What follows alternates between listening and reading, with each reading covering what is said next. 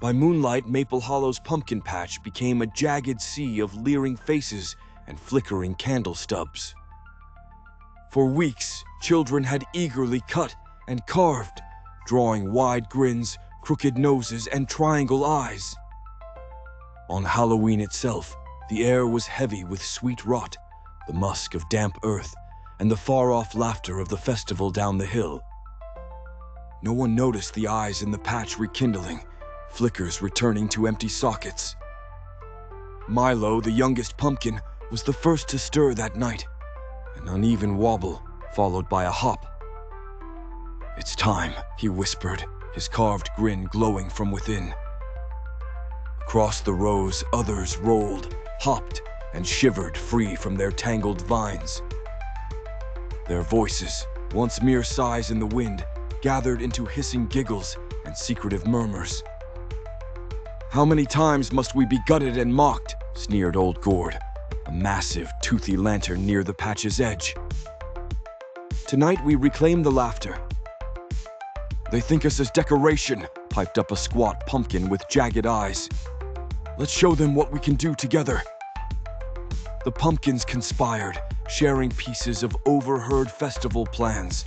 The haunted maze, the caramel apples, the grand bonfire. As the clock struck 11, the pumpkins rolled, shuddered, and began their journey. The path from patch to town was serpentine and muddy.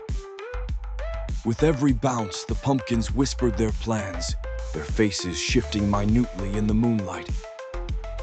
When they reached the barn, they silently split into groups, oozing into shadows cast by haystacks and wooden beams. Near the bonfire, children and parents still told ghost stories. Pumpkin lanterns lined the tables, their grins now identical to those plotting in the fields. No one noticed when the lanterns flickered, their light shifting and convulsing. Then, as if orchestrated, dozens of jack-o'-lanterns rolled from the dark, crowding behind the festival tents. Their chatter grew into a soft, bubbling cackle that made the very air tremble. At once, every pumpkin on every table leapt, rolling straight into the crowd. Screams erupted.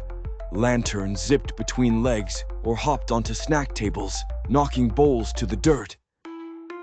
The pumpkins spun, lights strobing behind their grins, casting grotesque, elongated shadows on the tent walls.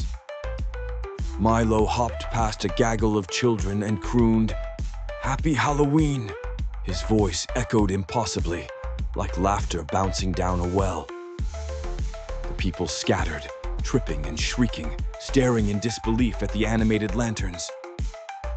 In the chaos, old Gord positioned himself at the bonfire.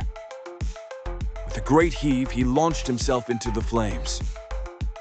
The fire flared, sending up a shower of sparks, and every pumpkin's carved face momentarily glowed a fierce orange. Floating embers rained down like a witch's curse. As sudden as they had come, the pumpkins went still. Their candles were starting to flicker out as their faces became more lifeless carvings. At dawn, the townsfolk returned, shaken and silent. The patch was empty. By the dying down bonfire, a single word waited,